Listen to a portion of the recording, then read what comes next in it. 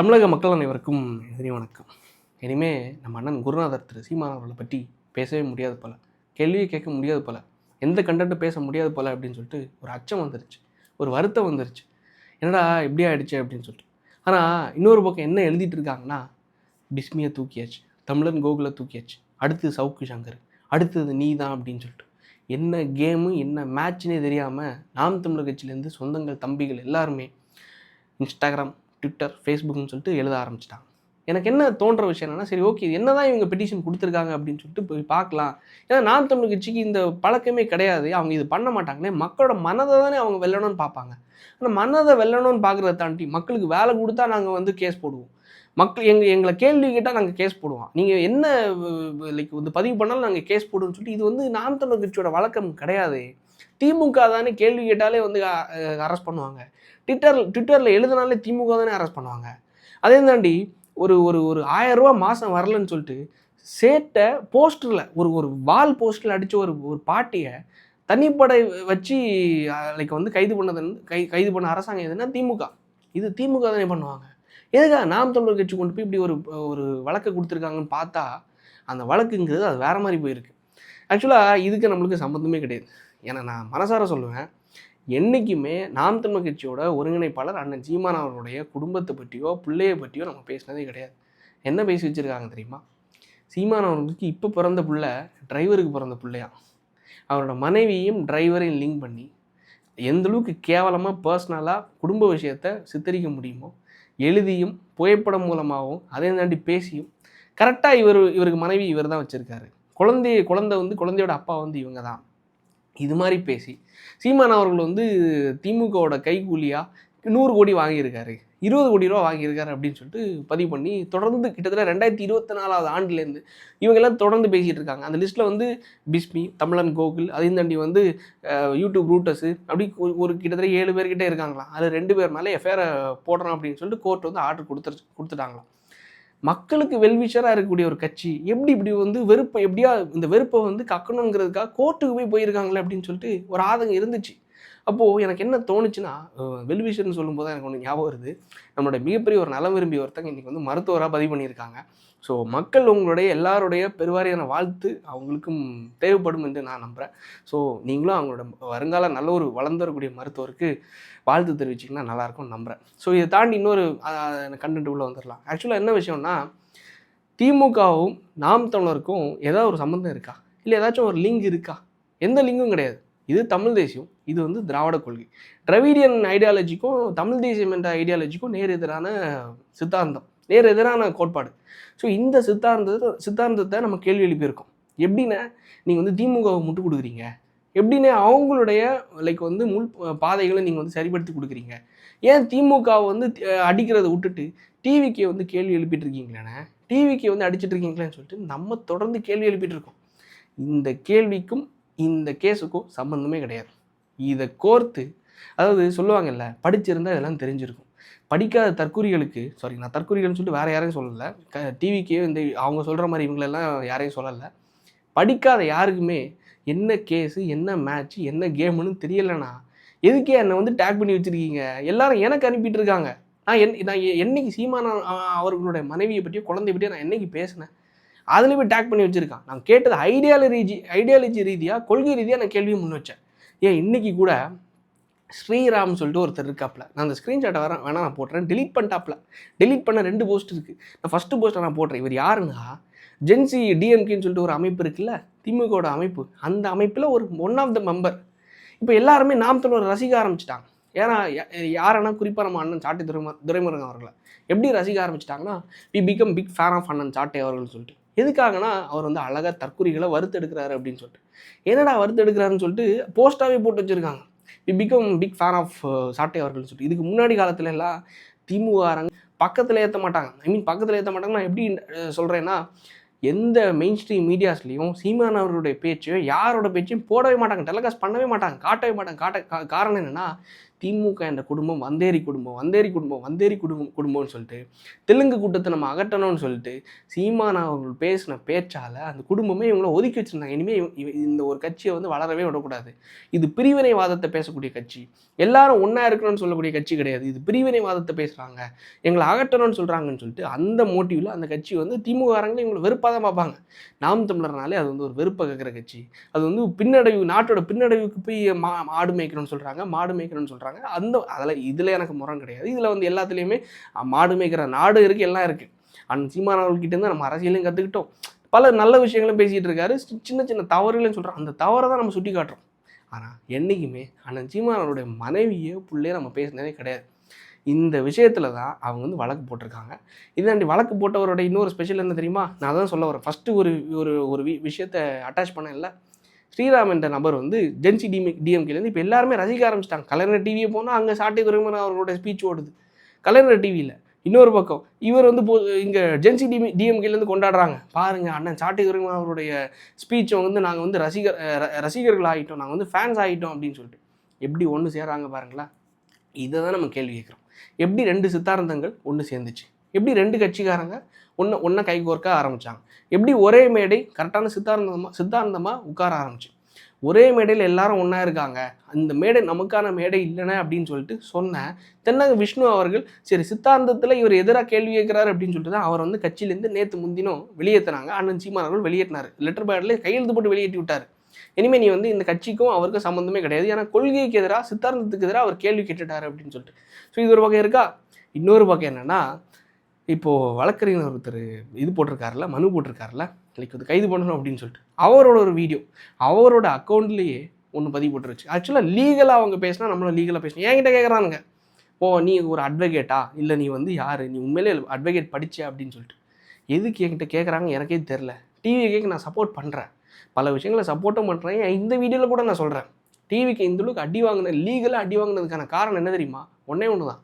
ஆடு திருடனவனை எல்லாம் அரசு வழக்கறிஞராக பல பதவிகளில் தூக்கி போய் போட்டு வச்சா எப்படி டிவிக்கோட லீகல் விங் எப்படி டிஃபெண்ட் பண்ணோம்?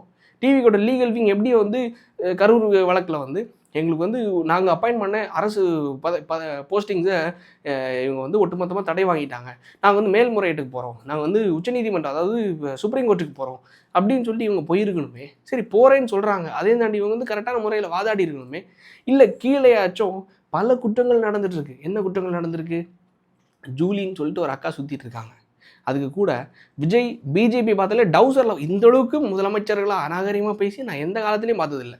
கருணாநிதி அவர்கள் இருக்காங்க, அம்மையார் ஜெயலலிதா அவர்கள் இருந்தாங்க, ஸ்டாலின் அவர்கள் இருந்தாங்க, ஏன் இப்போ விஜய் அவர்கள். யாராவது ஒருத்தங்களையாச்சும் இந்தளவுக்கு கேவலமாக ஒரு பக்கம் என்னென்னா அந்த டேஷ்ன்னு சொல்லிட்டு ஒரு வார்த்தையை சொல்லி இந்த கட்சிக்காரங்களே இப்படி தான் அப்படின்னு சொல்லிட்டு பேசினாங்க. இன்னொரு பக்கம் என்னென்னா இந்த விஜய் அவர்கள் இன்றைக்கி எப்படி பேசி வச்சுருக்காங்க தெரியுமா? அவர் வந்து தமிழ் தாய் வாழ்த்து வந்து 3வது இடத்துல போயிடுச்சு அப்படின்னு சொல்லிட்டு பிஜேபியை பார்த்தாலே டவுசரில் போகிறார் விஜய் அப்படின்னு சொல்லிட்டு சொல்ல முடியுமான்னு சொல்லிட்டு சாட்டை துரைமுருகன் அவர்கள் பேசுகிறாரு, இன்டர்வியூவில் பேசுகிறாரு. இந்தளவுக்கு ஒரு சிஎம் பேச முடியுமாயா? நாகரிகமான டீசெண்டான கிரிட்டிசம்ங்கிறது வேறு, பர்சனல் அட்டாக்குங்கிறது வேறு. பர்சனல் குடும்ப ரீதியாக எல்லாமே இவ்வளோ கேவலமாக பேசி விஜய் வந்து இப்படி தான் ஒரு செவரை பார்த்துட்டு இருப்பாப்புல, அவருக்கு வந்து யாரையுமே பக்கத்துலேயே ஏற்ற மாட்டாப்புல, 6 மணிக்கு மேலே ஒரு பொம்பளை கூட 6 மணிக்கு மேலே அவருக்கு ஃபுல்லும் சரக்கு தான் இப்படின்னு சொல்லிட்டு இவ்வளோ பர்சனலாக எல்லாத்தையும் பேசுகிற அளவுக்கு நான் எந்த கவர்மெண்ட்டும் அதை பார்த்துட்டு இருந்ததை நான் சரித்திரமே இல்லை. ஒரு அக்கா எல்லாம் இவ்வளோ தூரம் பேசுகிறாங்களா, ஜூலி அக்கா. அந்த ஜூலி அக்கா கிட்னி முறையீடு வழக்கில் சம்மந்தப்பட்டிருக்காங்க, அவங்களோட தோழி டைரெக்டாக சம்மந்தப்பட்டதை ஒப்பு கொண்டுட்டாங்க, ஆதாரத்தோடு இதே சேனலில் நான் வெளியிட்டேயா. ஒரு வக்கீல் அதை எடுத்து போட்டேன், நான் போட்டேன், இதே மாதிரியே நான் வந்து அந்த கம்ப்ளைண்ட் புகார் கொடுத்துருக்கேன். No response. எந்த ஒரு முன்னேற்றம் கூட இல்லை, ஒரு முன்னேற்றம் கூட இல்லை. இவ்வளோ தூரம் பண்ணியிருக்கோம். இந்த அரசாங்கம் ஏதாவது முன்னெடுப்பு எடுத்தாங்களா? கைது பண்ணணும், அவதூறாக பேசுகிறவங்களை கைது பண்ணணும், இல்லை ஜூலியை கைது பண்ணணும். இப்போ ஏற்பட்டவங்களெல்லாம் தூக்குனா மட்டும்தான் நாடு கரெக்டாக இருக்கும். பிரிவினை அம்மையார் ஜெயலலிதா அவர்கள் சீமான் அவர்கள் அரெஸ்ட் பண்ணாங்க, இவர் வந்து அவதூறு பேசுகிறாரு அப்படின்னு சொல்லிட்டு. கருணாநிதி அவர்களை மாதிரியே சீமானும் அவதூறு பேசுகிறாருன்னு சொல்லிட்டு ஜெயலலிதா அம்மையார் அவர்கள் சொல்லி கைது பண்ணாங்க. அப்போ இப்போ ஏற்பட்ட எல்லா ஆட்சியிலும் கைது பண்ணுறாங்களே, அப்போ இவ்வளோ தூரம் கேவலமாக மக்களோட கிட்னியை திருடன அக்கா வந்து இன்றைக்கி வந்து வெளியே இருக்காங்க, தோழிகள் இன்றைக்கி வெளியே இருக்காங்க, அவதூறாக பேசுகிறவங்க இன்றைக்கி வெளியே இருக்காங்க. எப்படி இந்த ஆட்சி பார்த்துட்டு சும்மா இருக்காங்க? இதுக்கு தான் சொல்கிறது. அதாவது ஒரு உண்மையான ஒரு விஷயம் சொல்லிடுறேன். டிவிக்கு நம்ம பாராட்டுறோம், தவறுகளையும் சுட்டி காட்டுறோம். டிவிக்கு என்ற தலைவர் விஜய் அவருடைய ஃபேஸ் வேல்யூ வச்சு தான் கிட்டத்தட்ட ஒட்டுமொத்த 108 சீட்டும் அவர் உட்பட எல்லாருமே ஜெயித்தாங்க. யாராவது ஒரு எம்எல்ஏ கேண்டிடேட் அவங்க பர்சனலாக நல்லா வந்து ஒரு நல்லா பெர்ஃபார்ம் பண்ணி அவங்க ஜெயித்தாங்களா? இல்லை யாராச்சும் ஒரு மாவட்ட செயலாளர்கள் நல்ல ஒரு ஒரு ஒரு ஒரு சமுதாயத்தில் நல்லவர்ப்பா அப்படின்னு சொல்லிட்டு போஸ்டிங் போட்டாங்களா? கிடையாது. ரசிகர் மன்றத்தில் இருந்தாங்க. ரசிகர் மன்றத்தில் இவர் தலைவராக இருந்தார். அதனால போஸ்டிங் போட்டோன்னு சொல்லிட்டு போஸ்டிங் போட்டாங்க. அப்படி போஸ்டிங் போட்டவங்க அவரோட ஃபேஸ் வேல்யூவில் உள்ளே வந்துட்டு என்ன பண்ணியிருக்காங்க தெரியுமா? அதான் நம்ம இதுக்கு முன்னாடி பேசணுமே, ஆடு திருடனவன் அரசு தரப்பு வழக்கறிஞர், குட்கா வித்தவர் அரசு தரப்பு வழக்கறிஞர். அப்போ இவங்கெல்லாம் அப்பாயின்ட் பண்ணி வச்சுருந்தா டிவிக்கோட அட்வொகேட் விங்கு அந்த வழக்கறிஞருக்கான அணி எப்படி இருக்கும்னு யோசிச்சு பாருங்களேன். திமுக இருக்கும்போது ஏதாவது ராஜ்யசபா எம்பி இல்லை வழக்கறிஞரோ அந்த அட்வொகேட் விங் எப்படி செயல்படும் தெரியுமா? ஜஸ்ட்டு வேற ஒன்றும் இல்லை, முதல்வருக்கு எதிராக ஒரு ட்வீட்டு போட்டால் போதும் அரெஸ்ட்டு. நைட்டு 11 மணி 12 மணிக்கு அரெஸ்ட்டு. முதல்வரை கேள்வி கேட்டு ஒரு சேட்டை அந்த அவரோட புகைப்படத்தில் வீசிட்டா போதும் அரெஸ்ட்டு. அது எத்தனை தனிப்பட வச்சு அரெஸ்ட் பண்ணாங்க. அதுதான் திமுகவோட லீகல் விங். நீங்கள் அப்படியெல்லாம் பண்ண வேணாம். ஏன் கிட்னி விற்றவங்களோட ஒட்டுமொத்த ஆதாரமோ கிட்னியை முறைகேடு பண்ணவங்களுடைய ஒட்டுமொத்த ஆதாரமோ வெளிப்படையாக இருக்குது. என் சேனலில் இருக்குது. நான் புகார் கொடுத்தேன்னா டிவிக்கெல்லாம் கிடையாது. ஆனால் டிவிக்கு நல்லதும் பேசியிருக்கேன், அவங்க பண்ண தவறும் பேசியிருக்கேன். இப்போ கூட அதான் பேசுகிறேன். இப்போ ஏற்பட்ட ஆடு திருடனவங்களே இவங்களெல்லாம் நீங்கள் வந்து கீழே உங்கள் பேரை வச்சு வந்தவங்க எல்லாம் 10 லட்சம் 20 லட்சம்னு சொல்லிட்டு கூறு போட்டு விற்றுருக்காங்க. கூறு போட்டு இவங்களுக்கெல்லாம் அது நீதிமன்றம் நேற்று இதே மதுரை நீதிமன்றம் உயர்நீதிமன்றம் என்ன நேற்று என்ன பதிவு பண்ணி வச்சுருக்காங்க தெரியுமா? எங்களுக்கெல்லாம் கவலையாக இருக்குது. ஏன் கவலையாக இருக்குன்னா, இந்த அரசு தரப்பு வழக்கறிஞர் இந்த பிபி போன்ற போஸ்டிங்ஸ் அப்பாயின்ட் பண்ணுறதுக்கு வெறும் 10 வருஷம் எக்ஸ்பீரியன்ஸை மட்டும்தான் பார்க்குறாங்க. வேறு அந்த தகுதி அறிவு இருக்கா, அவங்களுக்கு தகுதி இருக்கா, குவாலிஃபிகேஷன் இருக்கா, எதுவுமே பார்க்குறது. அவங்களுக்கு குவாலிட்டி ஆஃப் நல்ல ஒரு குவாலிட்டியாக வாதாடுறாங்களா, நல்லா அவங்களுக்கு வந்து அறிவு இருக்கா அப்படின்னு எதுவுமே பார்க்குறது கிடையாது. எதுவுமே பார்க்காம ஜஸ்ட் 10 வருஷம் உங்களுக்கு எக்ஸ்பீரியன்ஸ் இருக்கா, 10 லட்சத்துக்கு கொடு, 15 லட்சமா சரி உனக்கு 12 லட்சம் அப்படின்னு சொல்லிட்டு பணத்தை வாங்கி கூறு போட்டு விற்றுருக்காங்க. அப்பேற்பட்ட விஷயத்தை நீதிமன்றம் வருத்தப்பட்டு நேற்றைய பதிவு பண்ணியிருக்காங்க. இதே மதுரை நீதிமன்றம் மதுரை பெஞ்சு பதிவு பண்ணியிருக்காங்க. அப்போ இப்பேற்பட்ட அவலம் நடந்துட்டுருக்கு. டிவிக்கு கவர்மெண்ட் மேலிடம் இது பார்க்குதா பார்க்கலையா? கீழே இருக்கக்கூடியவங்க செய்கிற தவறுகள்னால தான், இங்கே ஒட்டுமொத்த அமைக்கப்பட்ட சிஸ்டம்னால தான் இன்றைக்கி மேலே இருக்கக்கூடிய டிவிக்கு கவர்மெண்ட்டுக்கு ஒட்டுமொத்தமாக கெட்ட பேர். இந்த பாருங்க டிவிக்கு எதிராக ஜட்ஜ்மெண்ட் வந்துருச்சு. இங்கே பாருங்கள் டிவிக்கு சாதகமாக பேசினவங்களே நாங்கள் வந்து அரெஸ்ட் பண்ணிட்டோம். ஏதாவது ஆட்சியில் இந்த ஆளுங்கட்சிக்காரங்களை தொடவே மாட்டாங்க. ஆளுங்கட்சிக்கு சாதகமாக லைக் வந்து பேசக்கூடியவங்கன்னா தைரியமாக இருப்பாங்க, கெத்தாக இருப்பாங்க. நாங்கள் வந்து கவர்மெண்ட்டுக்கு ஃபேவரானவங்க, எங்களை வந்து யாருமே கை வைக்க மாட்டாங்க, போலீஸும் கை வைக்காது, நீதிமன்றம் கை வைக்காது, என்னை யாராலும் கேள்வி கேட்க முடியாதுன்னு சொல்லிட்டு ஒரு வெயிட்டாக இருப்பாங்க, லைக் ஒரு ஆணவத்தில் இருப்பாங்க. ஆனால் இந்த ஆட்சியில் ஃபர்ஸ்ட் டைமாக டிவிக்கு ஜால்ரா போட்டவங்க எல்லாம் கைது செய்யப்படுறாங்க. அவங்களெல்லாம் நாங்கள் வந்து கோர்ட்டில் போய் எப்படி நாங்கள் ஆர்டர் வாங்குறோம் பாருங்கள் அப்படின்னு சொல்லிட்டு ஃபர்ஸ்ட் டைமாக கைது செய்யப்படுறது இதுதான் ஃபர்ஸ்ட் டைம். இவங்களுக்கு நீங்கள் வந்து முட்டு கொடுக்கணும்லாம் சொல்லலை. பிஸ்மி போன்றவர்களுக்கு நீங்கள் டிவிக்கு லீகல் விங்கெலாம் முட்டு கொடுக்கணும்லாம் நான் சொல்லலை. ஆனால் ஏன் ஜூலியை தூக்கல? ஏன் முதல்வரை ஆபாசமாக பேசக்கூடிய ஏன் சாட்டை துரைமுருகன் அவரோட தூக்கல? வெளிப்படையாக பேசுகிறாரு. ஏன் டிஃபமேஷன் வழக்கு போட வேண்டியது தானே? சரி, இந்த வழக்கு போட்டார்ல தீரன் திருமுருகன் சொல்லிட்டு நான் தொழிற்கட்சியோட இந்த வழக்கறிஞர் தான், எங்களுக்கு மக்கள் செல்வாக்கே நீ வேணாயா, மக்கள் எங்களை வெறுத்தாலும் போதும், நாங்கள் வந்து கோர்ட்டில் போய் எங்களோட நீதியை வாங்கிக்கிறோம் அப்படின்னு சொல்லிட்டு போயிருக்காங்க இல்லை? அவர் பதிவு பண்ண ஒரு விஷயம் தெரியுமா? யார் அதை கண்டுக்கிட்டா? இந்த டிவிக்கோட லீகல் விங் இதெல்லாம் பார்க்குறாங்களா இல்லையா? இதெல்லாம் அவங்க கண்ணுக்கே தெரியாது. ஏன்னா ஆடு திருடுனவங்க எல்லாம் இங்கே அரசு தரப்பு வழக்கறிஞராக இருக்கும்போது, பிற கட்சியில் கொடி பிடிச்சவங்க எல்லாம், கொடியை தூக்குனவங்க எல்லாம் இங்கே அரசு தரப்பு வழக்கறிஞராக நீங்கள் அப்பாயின்ட் பண்ணும்போது எப்படி இதெல்லாம் அவங்க கண்ணுக்கு தெரியும்? கண்ணுக்கு தெரிஞ்சாலும் எப்படி நீங்கள் நடவடிக்கை எடுப்பீங்க? பிற கட்சியில் நீங்கள் வரும்போது இந்த கட்சிக்கு விசுவாசமாக இருப்பீங்களா மாட்டிங்களா? மாட்டாங்க. அந்த விஷயம் என்ன தெரியுமா? அழகு வெளிப்படையாக ஒரு போஸ்ட் போட்டிருக்காரு. அது லீகலாக அவங்க போனாலும் நான் லீகலாக சொல்கிறேன், கல்லுக்கு எதிரானவனோ ஆதரவானவனோ அப்படின்லாம் நான் சொல்ல வரல. லீகலாக அவங்க போனனால லீகலாக அவங்க கேள்வி முன்வைக்கிறேன்னு நான் அவங்ககிட்ட கேட்குறேன். தமிழ்நாடு ப்ரொஹிபிஷன் ஆக்ட் 1937 படி கல் வந்து இல்லீகல் தானே? டோடி குடிக்கிறது, டோடியை ஒட்டுமொத்தமாக கன்சியூம் பண்ணுறது இல்லீகல் தானே? இல்லீகலான விஷயத்த 10 லிட்டருக்கு வாங்கியிருக்கேன் அப்படின்னு சொல்லிட்டு குடிக்கிறேன்னு சொல்லிட்டு வெளிப்படையாக பதிவு பண்ணவரை ஏன் கைது பண்ணல? அப்படின்னு சொல்லிட்டு என்னோட கேள்விகள் மக்கள் தயவு செஞ்சு உங்களுக்காவது ஒரு விடை இருந்தால் தயவு செஞ்சு சொல்லுங்களேன். நீங்கள் டிவிக்கு சப்போர்ட்டர்ஸும் பார்த்துட்டு இருப்பீங்க, பொதுமக்களும் பார்த்துட்டு இருப்பீங்க. இந்த டிவிக்கு அரசாங்கத்தில் இந்த லீகல் விங் என்ன லட்சணத்தில் செயல்பட்டு இருக்கு அப்படின்னு சொல்லிட்டு மக்கள் நீங்களே தயவு செஞ்சு சொல்லுங்கள். கல்லுங்கிறது இங்கே வந்து தடை செய்யப்பட்ட ஒரு பானம். தடை செய்யப்பட்ட பானத்தை குடித்த ஒரு வழக்கறிஞர் தான் இன்றைக்கி கோர்ட்டில் வழக்கு தொடுத்து ஒட்டுமொத்த டிவிக்கு நான் தான் ஃபாதர் ஆஃப் டிவிக்குன்னு சொல்லிட்டு போஸ்டர் போட்டு கொண்டாடிட்டு இருக்காங்க. இதுதான் இன்றைக்கி தமிழ்நாட்டோட ஆளுங்கட்சியான டிவிக்கோட வழக்கறிஞர் அணியோட லட்சணம். வருத்தத்தோடு பதிவு பண்ணுறேன். இப்போ ஏற்பட்ட விஷயம் பொதுவெளியில் இருக்கும்போது லீகல் விங் பார்த்துட்டு இருக்குன்னா அது வேறு ஒன்றும் கிடையாது. ஆடு திருடுனவங்களுக்கெல்லாம் நீங்கள் வந்து வாய்ப்பளிச்சா போஸ்டிங் போட்டு கொடுத்தா அந்த விங் அப்படி தான் இருக்கும், அந்த அணி அப்படி தான் இருக்கும். நான் வருத்தத்தோடு பதிவு பண்ணுறேன். இப்போவாச்சும் கட்சியோட தலைமை கொஞ்சம் கன்சிடர் பண்ணுவாங்க. கொஞ்சம் இது மறுசீரமைப்பு பண்ணாங்கன்னா நல்லாயிருக்கும்.